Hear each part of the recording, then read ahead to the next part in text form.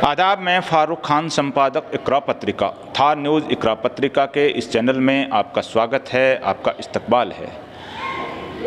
फतेहपुर कायम खानी रियासत की विरासत से मुताल्लिक ये हमारी तीसरी किस्त है और आज इस तीसरी किस्त में हम नवाब दर दौलत खां साहब के मज़ार पर हाजिर खिदमत हैं और मैं दिखाना चाहूँगा कि ये जो बीच में मज़ार है इसमें नवाब दर दौलत खां साहब आराम फरमा रहे हैं, जो फतेहपुर के शासक रहे हैं और बड़े ही वली सिफ्त इंसान थे, बड़े बुज़ुर्ग थे। और नवाब दर दौलत खां साहब को दौलत खां प्रथम, दौलत खां फर्स्ट के नाम से भी जाना जाता है।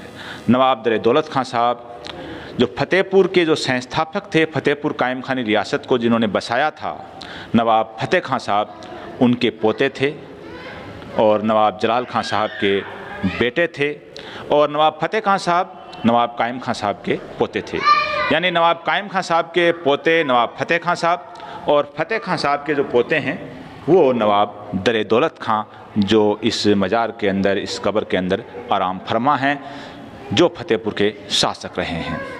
नवाब दर दौलत खां साहब की मज़ार है जो फतेहपुर का किला है, जो हमने जो पहला एपिसोड किया है किले के ऊपर, उस किले के इस कोने में एक तरफ दफन है और इसी किले के कोने पर नवाब दर दौलत खां के नाम से एक विशाल मस्जिद जो बनाई गई है, जो दर दौलत खां मस्जिद के नाम से है। आप देखिए इसका जो गुंबद है, बहुत ऊंचा और बेहतरीन एक गुंबद है। ये नवाब दर दौलत खां साहब के नाम से मस्जिद है, जो फतेहपुर में शिकरिया चौराहा है उसके कॉर्नर पे है और जो किला है उस किले के भी कॉर्नर पे है।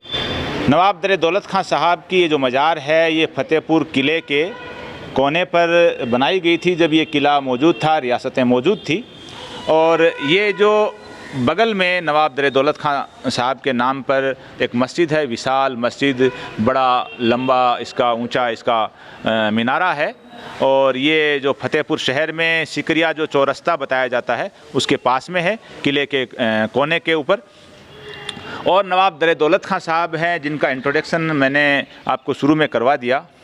नवाब दर दौलत खां साहब हैं वो 1489 से 1513 तक इस फतेहपुर रियासत के नवाब रहे हैं, शासक रहे हैं, हुक्मरां रहे हैं, 1489 ईस्वी से 1513 तक।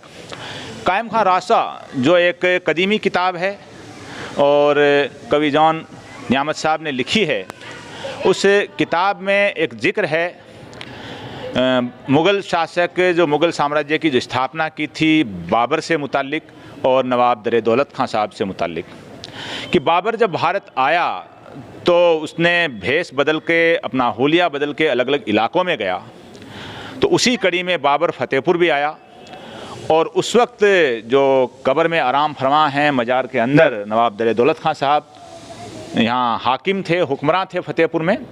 और बाबर अपने साथ शेर लेके आया और एक फ़कीर के लिबास में वहाँ बाबर आया तो नवाब दर दौलत खां साहब खुद सूफ़ी मिजाज वली सिफ्त इंसान थे और जब मालूम पड़ा कि एक फ़कीर आया है फतेहपुर की चौखट पे, फतेहपुर के अंदर, तो उन्होंने बुलवा करके बाबर के अंदर खाने पीने का उनका बंदोबस्त किया।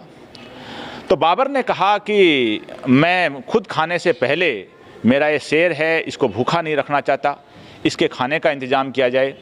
नवाब दर दौलत खां साहब एक वली सिफ्त इंसान थे, वो बाबर की भावना सब समझ गए और जान गए कि बाबर कौन है और किस नीयत से आया है।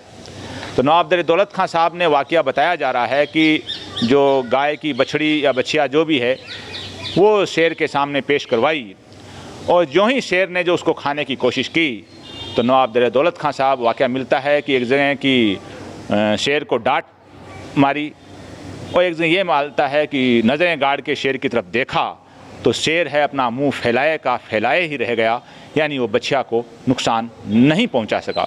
बाबर ने दोबारा शेर को कहा और शेर फिर बछिया की तरफ आया, फिर नवाब दर दौलत खां साहब ने शेर को ललकारा। ऐसे 3 बार ये वाक़या हुआ और बाबर तो मुग़ल साम्राज्य का संस्थापक था, उसने बाद में मुग़ल साम्राज्य की स्थापना की। लेकिन ये वाक़या कायम खां रासा में और दूसरी किताबों में मिलता है, लोगों की ज़ुबान पे भी है। वही वली सिफ्त इंसान इस दरगाह में आराम फरमा हैं नवाब दरे दौलत खां साहब, जो फतेहपुर के शासक रहे हैं। और उन्हीं के नाम पे फतेहपुर के शुमाल में, उत्तर में, नॉर्थ साइड में एक गांव बसाया गया है दौलताबाद, जो आज फतेहपुर में एक तरह से मिल गया है। ये हिस्ट्री है एक मुख्तसर सी नवाब दरे दौलत खां साहब और उनके जो ज़माने की। और आज इस दरगाह और इस मज़ार की जो खिदमत कर रहे हैं, ये जो सैयद ख़ानदान है जो यहीं का फतेहपुर का है, ये भाई लोगों ने बताया। जी कौन कौन है आप यहाँ जिसको देख रख, ये भाई हैं, इनका ख़ानदान इस कब्र को, इसको सब साल संभाल इसको करता है।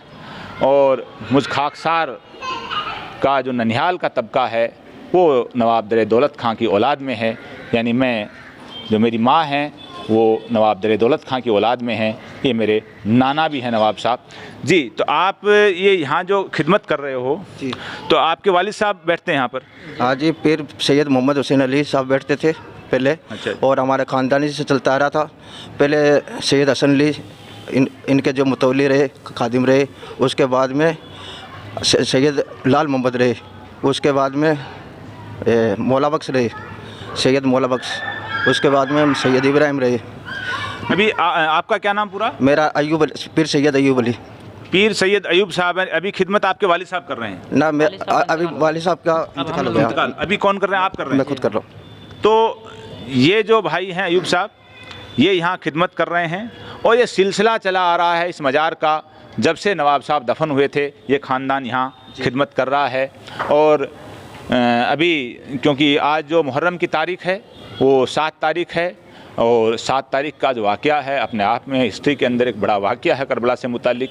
तो यहाँ सबील का और शरबत का, इन चीज़ों का इंतज़ाम भी है। और ये लोग पूरे एक सिस्टम से जुड़े हुए हैं। और पीछे एक वली सिफ्त बुज़ुर्ग जो इस ज़मीन के हाकिम रहे हैं वो आराम फरमा रहे हैं। और हमारे अगले एपिसोड भी फतेहपुर की विरासत से मुताल्लिक़ हैं, वो आप देखिए, जिनका डिस्क्रिप्शन में इसमें इनसे लिंक आएगा। उसको पहले वालों का भी मिलेगा, आपको किले से मुताल्लिक़ बनाया है, और अगले एपिसोड का भी मिलेगा, तो उसको आप देखिए। आज के इस एपिसोड में बस इतना ही। जय हिंद, जय भारत।